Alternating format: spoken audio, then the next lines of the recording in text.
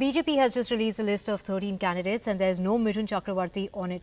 There was a buzz in the BJP itself that the Price's Rashbehari seat in Kolkata was being reserved for him. The seat has gone to retired army officer, in fact, and to get more on this, we have my colleague Morideepa Chaudhary who has more.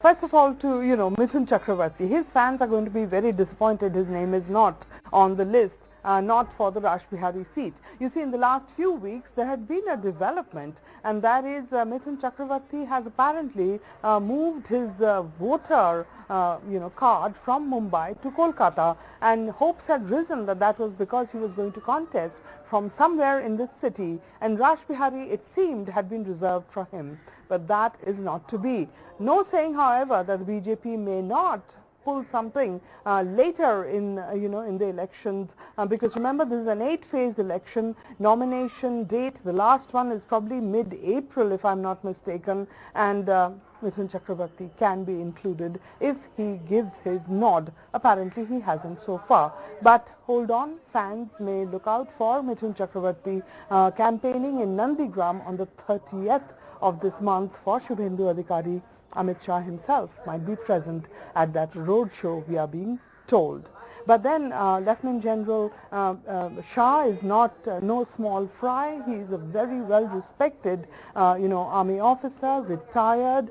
He once commanded Srinagar, which is of course huge, described to me as brilliant by many people who know him. And then there is Ashok Lahiri. Ashok Lahiri, the former economic advisor to the government, he had been named from Balurghat up in North Bengal in earlier lists. But there were so many protests, like there have been protests against many candidates by BJP supporters, that he was removed from the list. But he's now back, fielded from Balurghat, which is up in South Dinajpur district. Another key change is the candidate in Gaighata. The candidate is Subrata Thakur, who is the brother of Shantanu Thakur, who is the BJP MP representing the Matua community.